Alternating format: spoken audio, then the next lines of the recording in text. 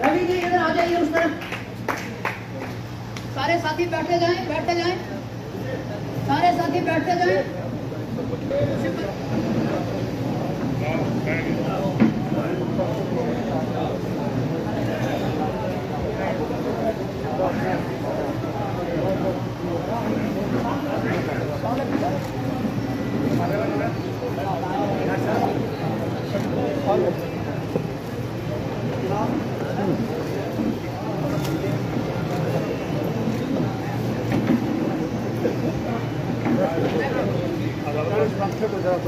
बैठते जाएं, सारे साथी बैठते जाएं, बैठते जाएं।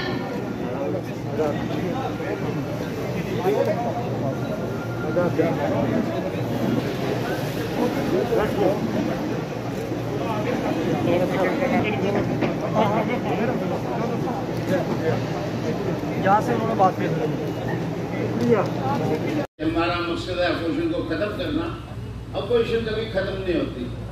जमहूरियत जो है, सरकार और अपोजिशन ये मजबूत रहेंगे तो सरकार मजबूत रहेगी, लोगों की बेहतरी होगी। अगर ऐसा नहीं होगा तो फिर लोग उसको शायद तालियां मार रहे हैं, बड़े बड़े बड़े वायदे कर रहे हैं। आज अगर आप देखें, आज किसी को कहो कि श्रीनगर जाना है, वो जाने से डरता है। ये बड़ा तशवीशनाक बात है। हमें इस बात की कंडेम करते हैं। पहले 2 टोटे किए, 2 यूनिट बनाई, उसके बाद आपने मुस्तफा साहब जम्मू प्रोविंस के प्रोविंशियल प्रेसिडेंट, गुप्ता साहब, मेरी बहनें, मेरे भाई और आप सब जो यहाँ तशरीफ़ लाए हैं, बड़ी खुशी की बात है कि आज मौका मिल रहा है फिर से आपसे बात करने का। मैं ज़्यादा पुरानी हिस्ट्री नहीं बयान करूँगा, उसके लिए वक्त नहीं है। हमने मुकाबला करना है, फ़िरका परस्ती का मुकाबला करना है। ये जो हिंदू और मुसलमान में एक दीवार बनाने की कोशिश कर रहे हैं, इस दीवार को तोड़ना है। और उसके बगैर न हिंदुस्तान बचेगा, न ये रियासत बचेगी। अगर हिंदुस्तान को बचाना है तो इस नफ़रत को हमने दफन करना है, जला देना है, क्योंकि ये नफ़रत जो है, यही सबसे बड़ा इस वक्त मुद्दा है जिससे ये इलेक्शन जीतते हैं। हर इलेक्शन में मैंने ये देखा है, जब से हिंदुस्तान आज़ाद हुआ है, नफरतें बढ़ाई जाती हैं। मुसलमान लीडरों को मुसलमानों के इलाके में ले जाते हैं, हिंदुओं के इलाकों में हिंदुओं को ले जाते हैं। क्या ये अच्छा होता अगर उस वक्त मुसलमान लीडर को हिंदू के इलाके में ले जाते और हिंदू के लीडर को मुसलमान के इलाके में? मगर नहीं हुआ, और यही है। पिछला इलेक्शन भी जीता गया, बालाकोट बालाकोट बालाकोट। क्या लाइन बदल गई? क्या हमने कोई हिस्सा हिंदू पाकिस्तान से वापस लिया? वो लाइन तो वहीं पर खड़ी है। अपना ही जहाज वहां गिराया तो क्या मिला? हाँ, बीजेपी की हुकूमत आई। आज भी यही कर रहे हैं। आज भी यूपी को जीतने के लिए ये लोग नफरत फैला रहे हैं, और आपके जम्मू में कर रहे हैं, जो ये कहते हैं जम्मू जम्मू जम्मू जम्मू जम्मू। बात मेहरबानी कर नारे मत। मुझे ये बताइए, जम्मू कश्मीर का गेट है, दरवाजा है, और कश्मीर लद्दाख का दरवाजा है। और ये जो सोचते हैं कि हम इस रियासत को तोड़ देंगे, तो उनको मैं कहना चाहता हूं, खबरदार, वो सोच न रखना जिससे ये वतन बचेगा नहीं। इस वतन को बनाया है तो उन लोगों ने बनाया जिन्होंने कभी जवाहरलाल को लाल किले पे 15 अगस्त पे झंडा उड़ाते हुए नहीं देखा। उसमें वो हिंदू भी थे, मुसलमान भी थे, सिख भी थे, ईसाई भी थे, वो भी थे जिनका कोई धर्म नहीं था, मगर भारत के लिए, उस हिंदुस्तान के लिए लड़े जिसमें हम सब रह सकते थे।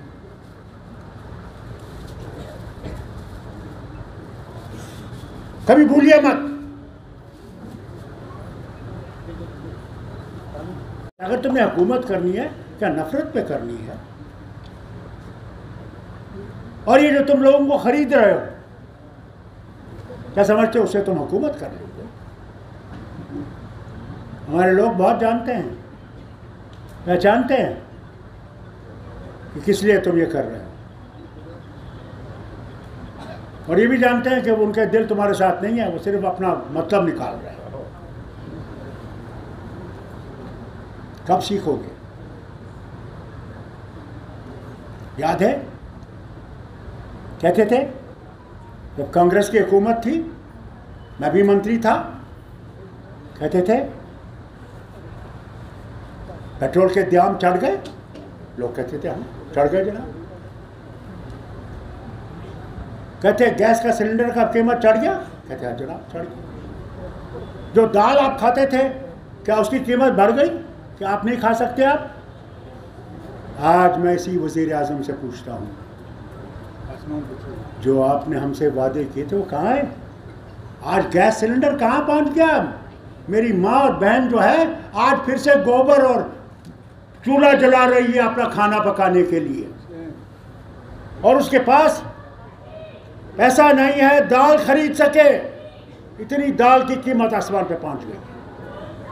और आपके जो पेट्रोल और गैस, उसको देखो, आपकी टिकट जो है, अगर आप यहाँ से जम्मू के शहर से आरएसपुरा जाना चाहते हो, उसकी टिकट कितनी बढ़ गई है। अगर आप पठानकोट जाना चाहते हो, उसकी कीमत कितनी बढ़ गई है। बारजा बहन, तो ये देखिए आप कि कहाँ पहुँच गए हम। जो वादा करते थे कि हम इसको जन्नत बनाएंगे, उन्होंने इसको जहन्नम बना दिया है। अगर तुमने इलेक्शन जीतना है तो जहन्नम मत बनाओ, जन्नत बनाओ, फिर इलेक्शन जीतो। 47 से जहाँ कश्मीर में नेशनल कॉन्फ्रेंस थी, यहाँ पे मुस्लिम लीग थी।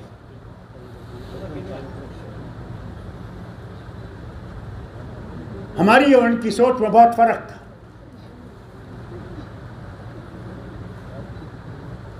और उस सोच के फर्क की वजह से 47 में जो कांड यहाँ जम्मू के इलाकों में हुआ, वो उसी की वजह थी। और अगर आज भी वो नफरत बढ़ती रही, तो मैं इनसे कहना चाहता हूं जो हुकूमत करते हैं दिल्ली में, खबरदार रहें। हिंदुस्तान के इतने टुकड़े होंगे, इनको रुका नहीं सकेंगे, बचा नहीं सकेंगे। अरे मुझे बताओ, मैं कश्मीरी हूँ, मेरे इलाके में सर्दी इतनी ज़बरदस्त होती कि पूछिए मत। मेरा खाना अलग, मेरा पहनना अलग, मेरे घर अलग। तमिलनाडु से मेरा क्या है, उनका मौसम कभी इतना ठंडा नहीं होता, उनके कपड़े हमारी तरह गर्म कपड़े नहीं होते, वो ठंडे पहनते हैं। उनका खाना हमारे से बिल्कुल अलग। मगर किस चीज़ ने हमें एक रखा? वही हाल बंगालियों का, वही हाल महाराष्ट्र वालों का, अलग अलग। मगर सिर्फ एक सोच से कि हम इकट्ठे इस हिंदुस्तान को बनाएंगे, उसके बगैर नहीं बनेगा, उसी लिए हम सब लोग इकट्ठे हैं। मगर जो ये सोच रखते हैं, पहले तो हमें पाकिस्तानी कहा गया, इस जमात को पाकिस्तानी कहा गया। फिर आपके सामने आए, भूलिए मत, बिल नंबर 9 आ गई है, अब पाकिस्तानी आएंगे, वो आपको घरों से निकाल देंगे, आपको ख़त्म कर देंगे, आपके ज़मीन ले जाएंगे। और मैं कहता रहा आप लोगों से कोई नहीं आ सकता जब तक दिल्ली वाले इजाज़त नहीं देंगे। मगर आपने सुना नहीं। क्या ताकत? क्या उनके पास कोई ताकत है? अफसर उनकी बात सुनने के लिए तैयार नहीं है, फोन उठाने के लिए तैयार नहीं है। क्या बनाया? हमारी लड़ाई महाराजा हरि सिंह के खिलाफ नहीं थी, नेशनल कॉन्फ्रेंस की लड़ाई थी कि लोगों को जो वोट का हक है वो दो, तुम रहो राजा, मगर लोगों की हुकूमत बनी। वही लड़ाई थी। ये जो पर्ची आज तो आप बटन दबाते हो, ये कभी भूलना नहीं।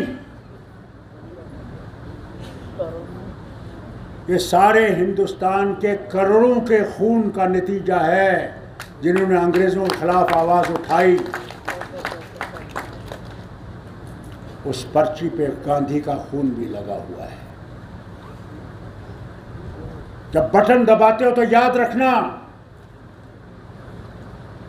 उनको जिन्होंने अंग्रेजों ने फांसी दी,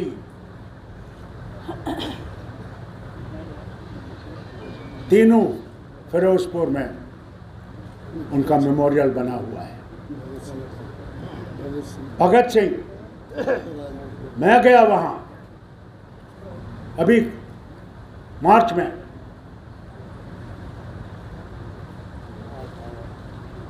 उन्होंने जवाहरलाल को नहीं देखा है हिंदुस्तान को आज़ाद देखते हुए, मगर कुर्बानी दी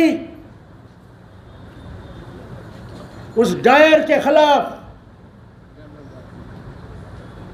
जिसने जलियांवाला बाग का किस्सा किया था।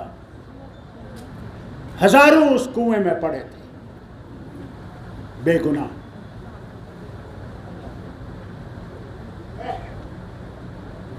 कभी भूलिए मत, ये देश आपको आसानी से नहीं मिला है। ये देश आपको उस खून से मिला है, जिसकी कुर्बानी, जिसके लिए अंग्रेज़ों को यहाँ से भागना पड़ा। ज़रा बताइए, आज उनसे पूछिए जो उस वक्त नारे मार रहे थे कि कौन आया, कौन बसा, किसको निकाला, पूछिए। मगर यही बेवकूफ़ी हम आज भी कर रहे हैं। आज भी हम ये समझते हैं कि बस जम्मू बचेगा, बाकी जाए भाड़ में। जम्मू बचेगा नहीं जब तक हिंदुस्तान नहीं बचेगा। और इसलिए आपसे कहता हूं, आप वर्कर से कहता हूं, क्योंकि आप हैं जो नेशनल कॉन्फ्रेंस की जड़ है। आपने इन लोगों का मुकाबला करना है, इनके झूठ का मुकाबला करना है।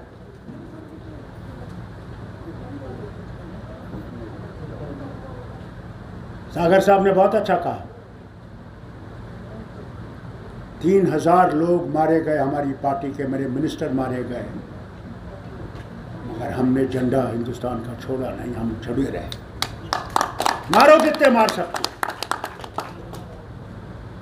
मगर हम उधर जाने वाले नहीं, हम इधर जाने वाले। उस वक्त जब नारे तकबीर हो रहा था और यहां हर हर महादेव हो रहा था, तब कश्मीर पाकिस्तान जा सकता था। ये जम्मू कश्मीर की रियासत जो है पाकिस्तान की बन सकती थी, यहाँ कोई हिंदू नहीं रह सकता। मगर वो लीडर शेरी कश्मीर और नेशनल कॉन्फ्रेंस की पार्टी थी, जिसने कायदे आज़म से कहा कि नहीं, टू नेशन थ्योरी हमें मंजूर नहीं है, हमने रहना है तो सबके साथ रहना है, हिंदू हो, मुसलमान हो, सिख हो, ईसाई हो। पैदा करने वाला वो है। मैं तो बार बार ये कहता हूँ, अगर उसने मुझे जवाहरलाल के घर में पैदा किया होता तो मैं हिंदू होता, और इंदिरा गांधी को अगर पैदा किया होता शेख अब्दुल्ला के घर में तो मुसलमान हो। और संतान देने वाला वो है। किसको किसके घर में देगा, किसको किसी के घर में नहीं देगा, वो जानता है। डरना नहीं है, घबराना नहीं। कई मुश्किलें आई, मगर जिससे उसकी रस्सी पकड़ी है उसको डर नहीं होना चाहिए, क्योंकि मालिक वो है।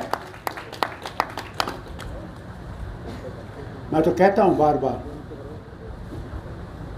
भगवान रावण इतना ताकतवर,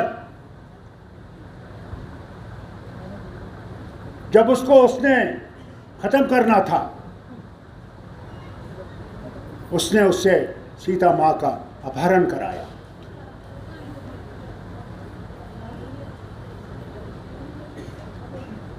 और वही लंका जहां का वो बादशाह था,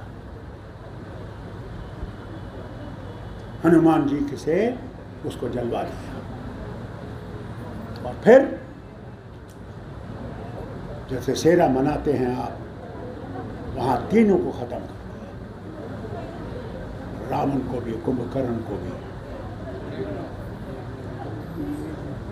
मेघनाथ को। मालिक वो है। जरूर मुश्किलें हैं, कौन कहता नहीं है। सच बोलना मुश्किल हो गया है, क्योंकि थाने में ले जाएंगे, अंदर कर देंगे। वो थानेदार भी क्या करेगा, उस पर जोर है हुकूमत, उसको अपनी नौकरी बचानी।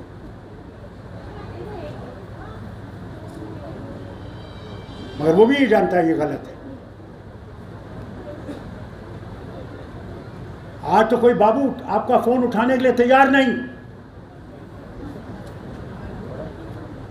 आपने डीडीसी के इलेक्शन किए, स्पीकर साहब ने पार्लियामेंट के बहुत बड़ा इजलास किया कश्मीर में, मैं भी वहां था। मैंने कहा जो डीडीसी के मेंबर बने हैं, पंचायत के मेंबर बने हैं, ये लोगों के सामने क्या लेके जाएंगे। आपने ये तो इलेक्शन करके आ गए, मगर अब वो गांव वाला पूछता मेरी सड़क कहाँ है, मेरा पानी कहाँ है, मेरी डिस्पेंसरी का हाल क्या है, वो क्या कहेंगे। आपने दिखाने के लिए तो कर दिया, मगर उनको वो हक नहीं दिया जिसके बारे में आप कहते थे, आसमान से कहते थे कि अब पंचायती राज बनेगा और पंच जो होगा उसमें कोई ताकत होगी। मैं हुकूमत से पूछता हूँ, क्या ताकत दी आपने उनको। में लगा हुआ है और हम लोग बम गाड़ी लेकर दूसरे मुल्क के घर के बचाने की कोशिश कर रहे हैं।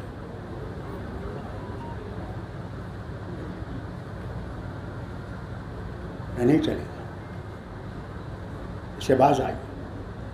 हुकूमतें आती हैं जाती हैं। राजीव गांधी की भी हुकूमत थी, 400 थे मेंबर, आपके भी 300 है। एक दिन दूर नहीं है जब आप भी नहीं चाह रहे। ये नफरत का ढंका जो आप बजा रहे हैं ना, ये थोड़ी वक्त चलेगा, हर वक्त नहीं चल सकता, नहीं चल सकता।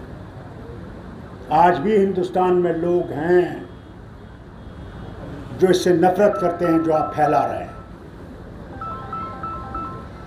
मेरे भाइयों बहनों सुनो, और ये मीडिया वाले सुने।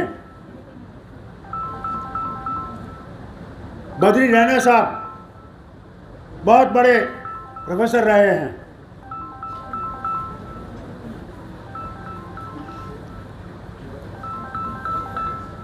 आप पे जिम्मेवारी है, आज आप पे जिम्मेवारी है, इस मीडिया पे और आप पे। अगर इस भारत को मजबूत करना है तो सच्चाई का दामन थामिए और सच्चाई से एक दूसरे के साथ भाईचारे में रहिए। जब तक हमारे यहाँ भाईचारा रहेगा कुछ नहीं होगा, मगर जिस दिन भाईचारा खत्म हो जाएगा, हमें अंदर का खतरा है, मुझे पाकिस्तान या चीन का खतरा नहीं है। वो कुछ नहीं कर सकेंगे जब तक हम मजबूत हैं अंदर। इसलिए उस भाईचारे को पकड़िए और इस जमात को मजबूत कीजिए। जमात में लोग आते हैं जाते हैं, कोई बड़ी बात नहीं।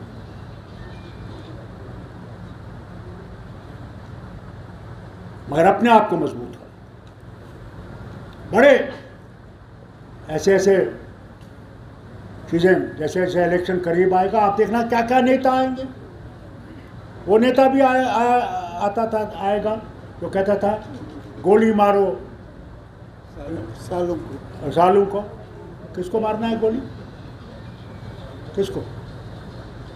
अफसोस तो मुझे इस बात का है, इसको सुप्रीम कोर्ट में इसको खड़ा करना चाहिए। वो नफरत फैलाता है और फिर कहता है मैं मिनिस्टर भी हूं। वज़ीर आज़म, भारत बनाना है तो भारत में इंसानियत को पैदा कीजिए, नफरत से भारत नहीं बनेगा। नफरत से ये वतन ख़त्म हो जाएगा, उसको याद रखिए। जाते हैं, अरे वज़ीर घूमे, कहाँ गए? तुम्हारे गांव में नहीं गए? पहलगाम गए, गुलमर्ग गए, सोनमर्ग गए, खाना पीना खा के वापस दिल्ली गए कि हमारे मंत्री सारे जम्मू कश्मीर में घूम के आ गए। कमाल देखो। अरे कितना लोगों को बेवकूफ़ बनाओगे, कितना? क्या ये समझते हो कि वही लोग हैं जो 52 में थे? नहीं, आज पढ़े लिखे हैं, आज पहाड़ों पे भी पीएचडी वाले हैं, डॉक्टर हैं, नर्सें हैं, पैरामेडिकल लोग हैं जो पढ़े लिखे हैं, ग्रेजुएट्स हैं। वो जानते हैं कि हो क्या रहा है। आप मीडिया को देखिए, कितना मीडिया को दबाया हुआ है। अगर एक भी अखबार वाला या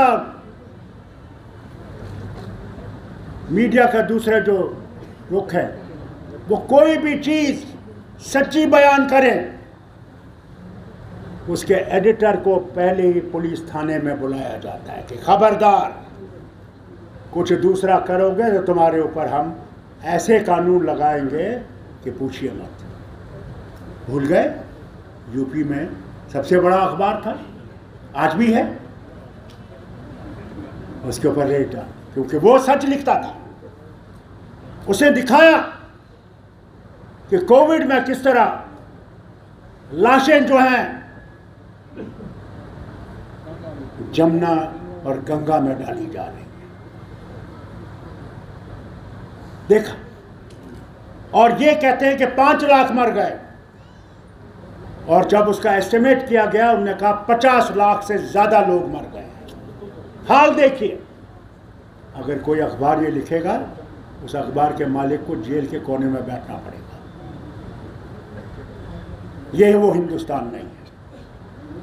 मैं वो हिंदुस्तान जानता हूँ जब जवाहरलाल पार्लियामेंट में बैठा होता था और बड़े नेता लोहिया साहब थे, वो ऐसे ऐसे हमले उन पे करते थे, मजाल है कि जवाहरलाल अपनी कुर्सी से हिले। वो जमाना था जबकि आप खुला लिख सकते थे। इमरजेंसी का जमाना आया। नाज करता हूं इंडियन एक्सप्रेस के मालिक के ऊपर, आज नहीं है, भगवान उनको स्वर्ग में जगह दी। उसने खाली रखा मगर झूठ नहीं लिखा।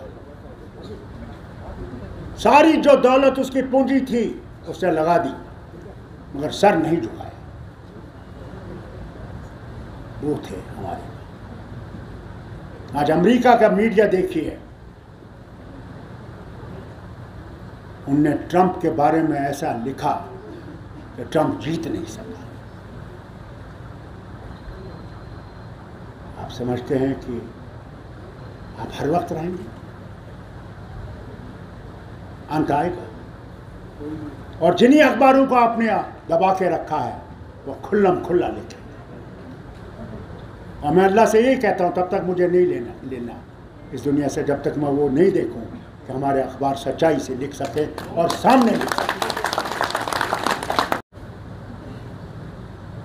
कश्मीर आया था, आरएसएस का आदमी था, और कहा हमने इस रियासत का कश्मीरियत, इंसानियत और जमहूरियत में इसका फैसला करना। मैं आज भी कहता हूं, जब तक आप पाकिस्तान से बात नहीं करेंगे और दोस्ती की हाथ दोनों मिलाएंगे नहीं, हम कभी आराम से नहीं रह सकेंगे, कभी नहीं। मुझसे लिख के ले लीजिए, 4 जंगें हो गई हैं, 4 जंगों में गरीब ही मरा, अगली जंग में भी वही होगा अगर कभी आपने ये सोचा, उससे ज़्यादा भयानक होगा, क्योंकि दोनों के पास एटम बम है। हम तो एक ही एटम बम से मिट जाएंगे।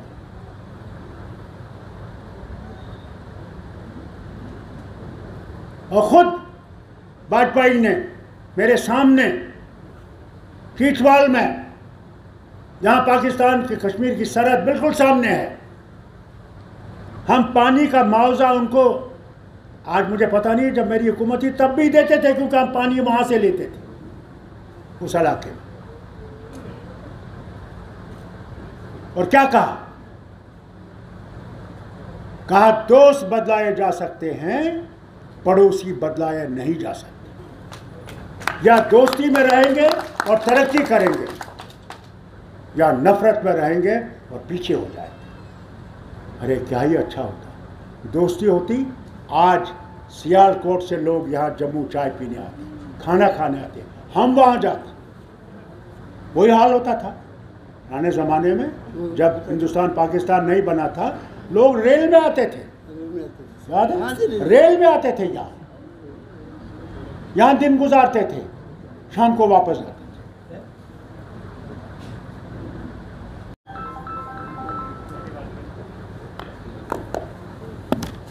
अरे मैंने मेडिकल कॉलेज में जब चौन लाई आता था,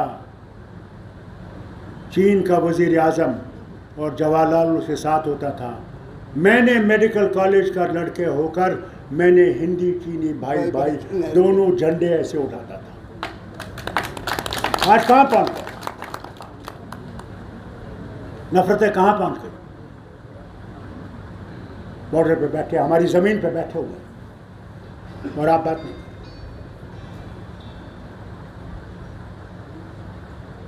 क्या हो गया? हम दोस्ती में रहेंगे तो ये जो पैसा हम लोग इन जहाज़ों को और इन टैंकों को और इन चीज़ों को लेते हैं, वो हम अपने किसान को उठाने के लिए लेंगे, उसी गरीबी दूर करने के लिए लेंगे। आज हम लोग 101 नंबर पे पहुंच गए हैं बुखवारी में, सोमालिया के साथ हमारा दर्जा आ गया है। जबकि इंदिरा गांधी के वक्त में ग्रीन रेवोल्यूशन आया था, हम लोग अपने न सिर्फ खुद खाते थे बल्कि दुनिया में बेचते थे अपनी फसल। आज कहाँ पहुँच गए? आप देखें, यही जम्मू जिसके बारे में वो जम्मू जम्मू जम्मू कहते हैं, पार्लियामेंट में बैठा था, मुझे टेलीफोन आया कि यहाँ लोग मर रहे हैं, गैस नहीं है, ऑक्सीजन नहीं है। वजीर हर्षवर्धन साहब हेल्थ मिनिस्टर थे, वो बोल रहे थे। मैंने कहा मैं माफ़ी मांगता हूँ आपको इंटरप्ट करने के लिए, मगर मेरी बात सुन लीजिए। मैंने कहा हमारा दारुल खिलाफा सर्दी का जम्मू, उसके अस्पताल में ऑक्सीजन नहीं है। जहाँ ये आप बड़ी बड़ी तकरीरें कर रहे हैं वहाँ लोग मर रहे हैं।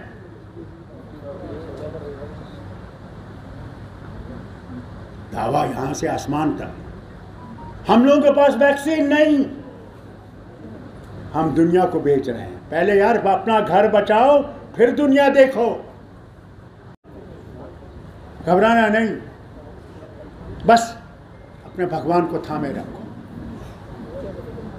अपने अल्लाह को थामे रखो और उससे ताकत पाओ, वही ताकत देगी। इंशाअल्लाह ये जमात मरेगी नहीं, न मरेगी, न मरी है, न मरी थी। एक ज़माने में नरसिम्हा राव जी की हुकूमत थी तो कहते थे फारूक अब्दुल्ला की हुकूमत, तो वो जो नेशनल कौन वो तो मर गई। कहाँ है नेशनल? मैं विलायत गया, मुझे लोग विलायत भेजे, फारूक साहब आइए, तशरीफ लाइए, हमें किसी से बचाने वाला तो वो था। आज भी आपसे कहता हूं जम्मू कश्मीर बचेगा नेशनल कॉन्फ्रेंस की मेहरबानी से, नहीं तो नहीं। मारो गंडूरा, तुम जितना मार सकते हो। बीजेपी वालों, आरएस वालों, मारो नारे जितने तुम मार सकते हो। तुम भाईचारे को ख़त्म नहीं कर सकोगे, तुम ही ख़त्म हो जाओ। मुझसे लिख लो, लिख लो मुझसे, मैं खून से लिखने को तैयार हूं। कोई धर्म नफरत नहीं सिखाता, कोई धर्म। इंसान बुरा है, धर्म बुरा नहीं। अपने धर्म की तरफ चलो। मैं मुसलमान भाइयों से कहता हूं, तुम नाम के मुसलमान रह गए हो, अमल के मुसलमान नहीं रहे हो। तुम नमाज नहीं पढ़ते, रोज़ा नहीं रखते, सच नहीं बोलते हो, कम तोलते हो, बेईमानी करते हो, झूठ बोलते हो। यही हाल हमारे हिंदुओं का, सिखों का, क्योंकि हम उससे दूर हो गए। हमें माया जाल ने फंसा रखा, माया जाल। समझते हैं अगर 1 करोड़ है, दूसरा करोड़ बना रहे हो, कोई पता नहीं क्या होगा। ये नहीं पता है, जब वो आएगा पता ही नहीं लगेगा, सारा यही धरा रह जाएगा। पूछा, टेलीफोन किया धोबी को, आप क्यों नहीं आए हमारे कपड़े लेकर? उसने कहा जनाब आज नवमी है, तो मेरी छोटी बेटी 7 साल की है, वो इन घरों में जाती है जहाँ मैं कपड़े धोता हूँ, और इसको उस दिन वो भगवती का रूप देते हैं और उसकी पूजा करते हैं। याद भी होता है, गंजा पूजा होती, तो इसकी पूजा होती है, इसलिए हमें देर लग गई आपके यहाँ आने में। उसने कहा ये कौन है? उसने कहा यही वो बेटी है मेरी जिसकी कन्या पूजा हुई थी। वो बेटी बड़ी खुश कि उसने आज उसकी पूजा हुई, उसने थोड़े से पैसे भी कमा लिए, बड़ी खुश थी।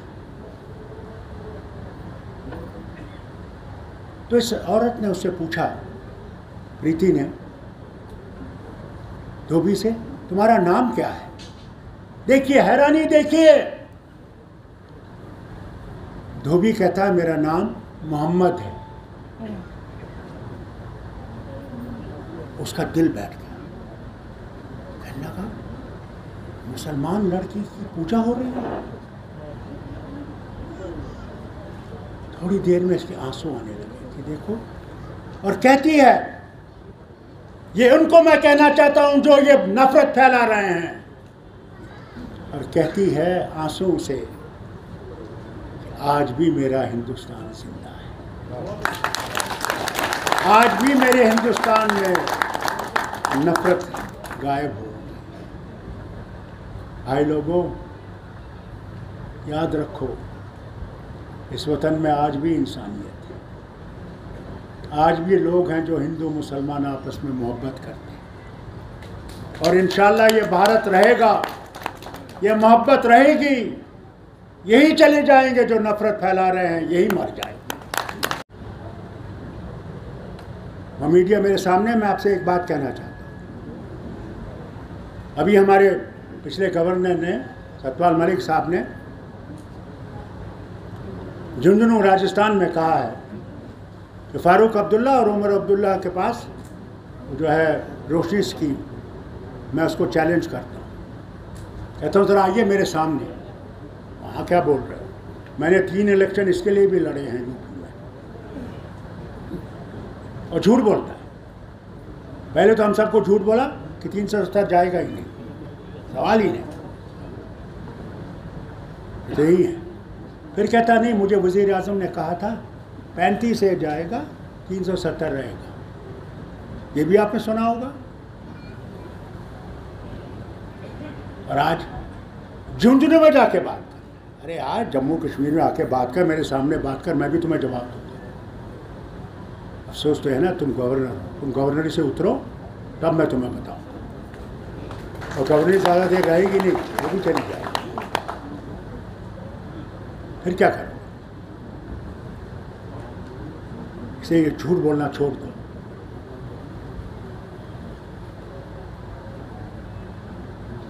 रोशनी स्कीम का देखना है, पता लग जाएगा इनको कि इन्होंने उसका फ़ायदा उठाया। किसे थी ये रोशनी स्कीम? इसका मकसद था कि हम पावर प्रोजेक्ट बना सकें। मैं 9 प्रोजेक्ट हमारे पास थे पावर के,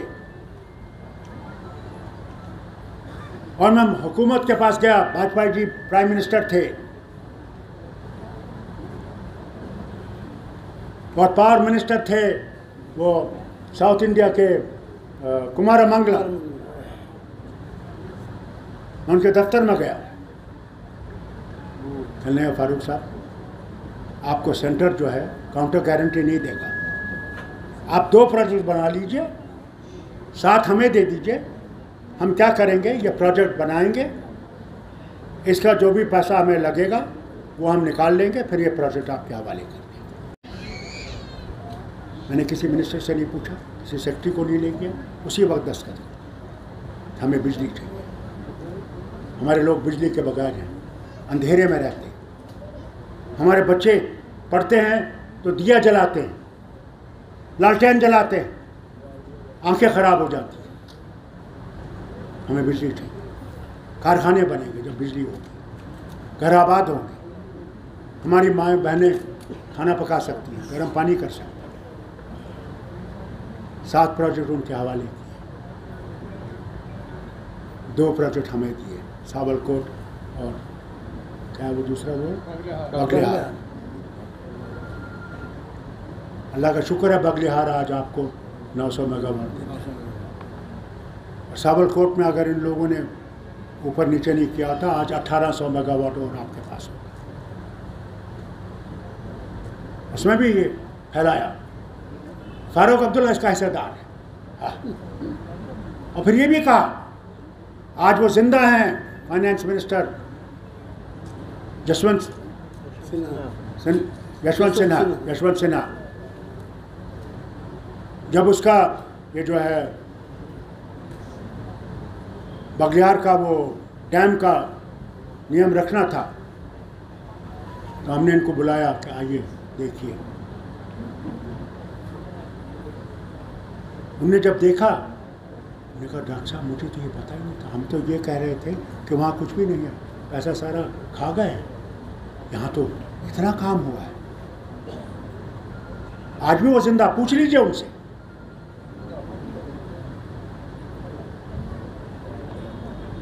इंसान जब जाएगा कुछ नहीं साथ ले जाएगा, ये कपड़े भी नहीं साथ जाएंगे, ये जिस्म भी यहीं रह जाएगा, ये भी या तो जलाया जाएगा या खाक हो जाएगा कब्र में, सिर्फ रूह जाएगी। मैं उससे दुआ करता हूँ हम सबको सलामत रखे और हमें अपने भारत की जो है उसकी शान दिखाए। उसकी शान है एकता में, इत्तेहाद में, इत्तेफाक में और भाईचारे में। बहुत बहुत शुक्रिया, बहुत बहुत शुक्रिया, बहुत बहुत शुक्रिया। और जो किया होगा उसका हिसाब आपको पहले से देना होगा। से ये जो अजीब अजीब किस्म की खबरें फैला रहे हैं, ये और फैलाएंगे और नफरतें फैलाएंगे, झूठ फैलाएंगे। हर गांव में इन्होंने आरएसएस का आदमी भेज रखा है। हर गांव में जम्मू के। जरा आए ना कश्मीर, हम भी देखते हैं कौन आ सकता है इनमें से, क्योंकि हम में वो दम है इनका जवाब देने का। हम इन पर लाठी नहीं चलाते, हम इनको अपने मुंह से कहेंगे गलती कहाँ है।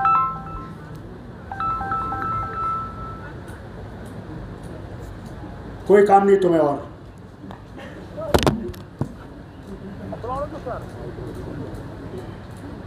इसे आपसे कहता हूं, मीडिया वालों, उससे डरो, इनसे मत डरो। डरो जिसे तुम्हें पैदा किया और सच्चाई की तरफ चलो। उसी के सामने हमने जाना है, तुमने भी और मैंने। वहां कोई फर्क नहीं होगा, ये बादशाह या गदागार, सब बराबर। हिम्मत, हिम्मत। और कोई भी जम्मू कश्मीर को अलग नहीं कर सकेगा, वो लाख कोशिश करेगा, नहीं कर। चिल्लाएं जितना चिल्लाएं, यहां से अलग करेगा, उधर से अलग करेगा, इधर से यहां खींचेगा। अरे भाई जरा खींच के तो दिखाओ। और फिर एक साहब कहते हैं डिक्सन प्लान। वाह, मेरे ख्याल से वो डिक्सन कब्र से उतरा होगा और रात को इसको एक भूत बन के आया होगा कि डिक्सन प्लान। वाह, हाय, आप कौन सा प्लान लाओगे? डिक्सन तो मर गया, आप कौन सा प्लान लाओगे? यह हालत, झूठ, नफरत। और मैं भाई बहनों से सिर्फ अपील करता हूं, मुझे और कुछ नहीं चाहिए। मुझे सिर्फ चाहिए कि हम नफरत को डुबो सकें, नफरत को जहन्नम में फेंक सकें और भाईचारे को जिंदा रख सकें। बस मुझे और कुछ नहीं चाहिए।